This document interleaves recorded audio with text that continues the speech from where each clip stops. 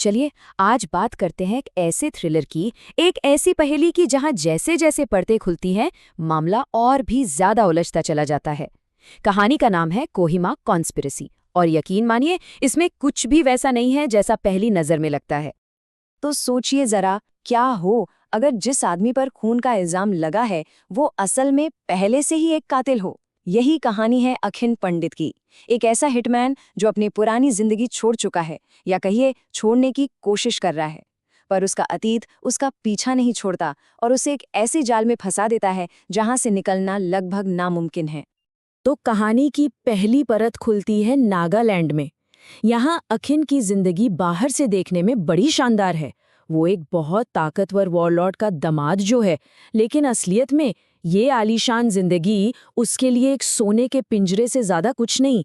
एक ऐसा पिंजरा जिससे वो किसी भी कीमत पर आजाद होना चाहता है। और इस सोने की पिंजरे का मालिक कौन है? नेफ्यो चांग। वो कोई मामूली वॉरलॉर्ड नहीं है, वो नागालैंड का बेताज बादशाह है। एक ऐसा आदमी जिसका कहा शब्द ही कानून है और जिसकी क्रूरता की कोई हद नहीं है। अब चांग इतना ताकतवर था कैसे? देखिए, उसने NALP नाम का एक टेररिस्ट ग्रुप बना रखा था। पूरे इलाके से गुंडा टैक्स के नाम पर वसूली होती थी। यहाँ तक कि लोकल पुलिस भी उसके सामने पानी भरती थी। वो एक किले जैसे घर से अपना पूरा साम्राज्य चलाता था। मतलब हर तरफ उसी का कंट्रोल था। लेकिन हर ताकतवर इंसान की एक कमजोरी होती है, और चांग की कमजोरी थी उसकी इकलौती बेटी लिली। और बस यही एक कमजोरी पूरी कहानी को पलट कर रख देने वाली थी। तो अब कहानी की दूसरी परत सामने आती है। 24 घंटे का एक ऐसा जाल जिससे निकलना नामुमकिन है। होता यह है कि अखिन भागने की कोशिश करता है, एक नाकाम कोशिश, और यही कोशिश सीधे सीधे उसकी पत्नी की मौत का कारण बन जाती है। और सबसे बड़ी बात, कातिल का शक किसी और पर नहीं बल्कि खुद अखिन पर ही जाता है। तो हुआ ये, अखिन किसी तरह किले से भागकर दीमापुर रेलवे स्टेशन पहुंच जाता है।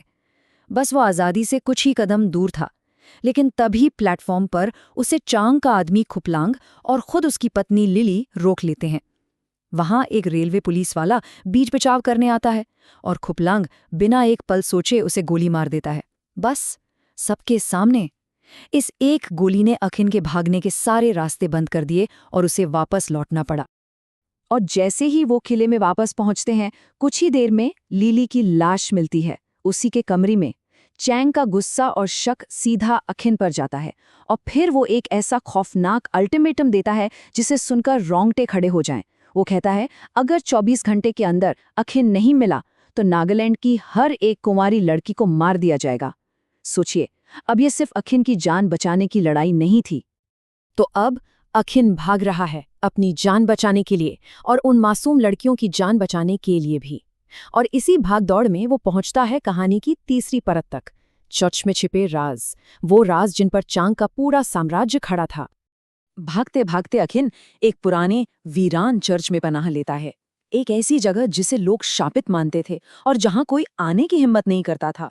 और वहीं एक मेज के नीचे, एक पुराने कालीन के नीचे उसे मिलता है एक खुफिया रास्ता, एक तहखाने का रास्ता। और उस तहखाने के अंदर क्या था? चांग के काले साम्राज्य का असली खजाना। एक दो नहीं, पूरी 200 सोने की ईंटें। और इनकी कीमत आज के हिसाब से करीब करीब 400 करोड़ रुपए। हथियारों का हिसाब तो अलग है, मतलब चैंग की असली ताकत का जो राज था ना, वो अब अखिन के सामने था। लेकिन पैसों और सोने से भी कहीं बड़ा राज था कुछ और। एक खुफिया सुरंग, एक ऐसी सुरंग जो उस चर्च के तहखाने को सीधा सीधा चैंग के पर्सनल बाथरूम के बाथटब से जोड़ती थी। अब इसका मतलब क्या हुआ? मतलब साफ था, लिली का कातिल कोई बाहर का आदमी हो ही नहीं सकता। वो कोई ऐसा था जो किले के अंदर मौजूद था और जिसे इस सुरंग के बारे में पता था। तो अब देखिए, शक के दायरे में सिर्फ गिने चुने लोग ही बचे।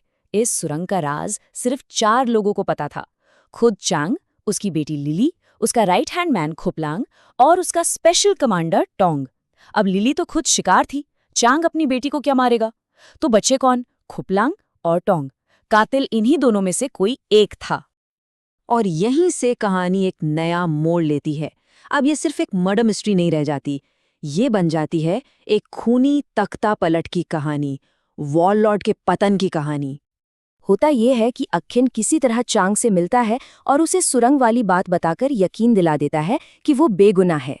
चांग को भी बात समझ आ जाती है और वो अखिन को ही असली कातिल को ढूंढने का काम दे देता है।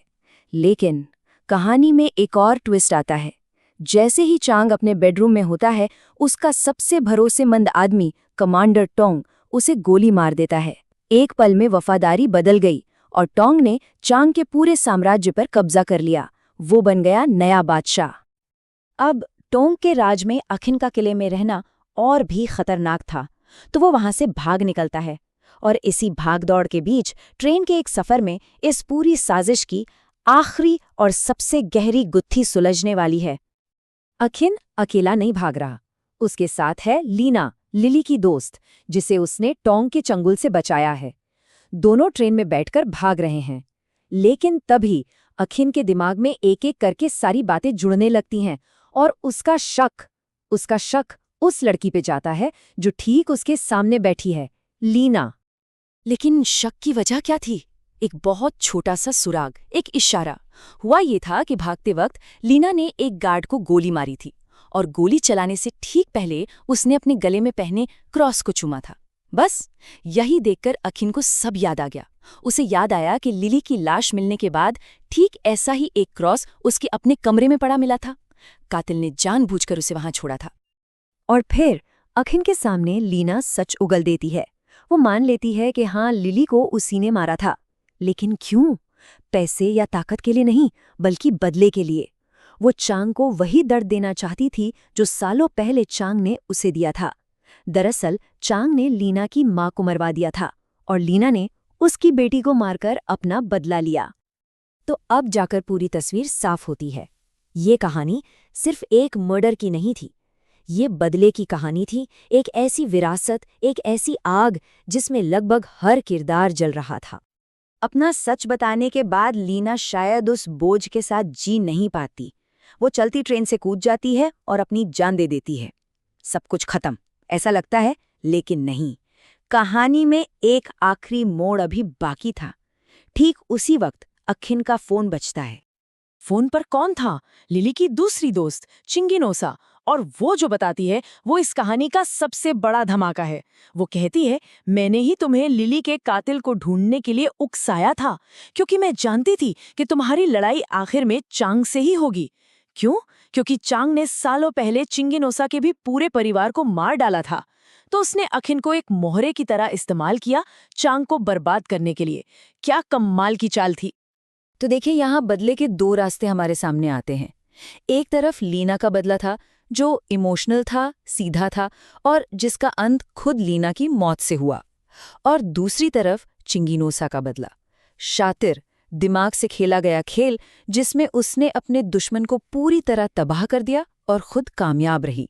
पर एक बात तो साफ है, हिंसा का अंत हमेशा और ज्यादा हिंसा ही होता है। तो आखिर में सवाल ये उठता है, अखिन उस जहन्नुम से निकल गया, उसके पास दौलत भी है, लेकिन एक ऐसी कहानी में जहां हर कोई सिर्फ बदला लेना चाहता था, क्या असली जीत किसी की हुई? या फिर सब कुछ तबाह हो जाने के बाद सिर्फ जिंदा बच जाना ही सबसे बड़ी जीत होती है? ये एक ऐसा सवाल है जिसका जवाब शायद आसान नहीं है,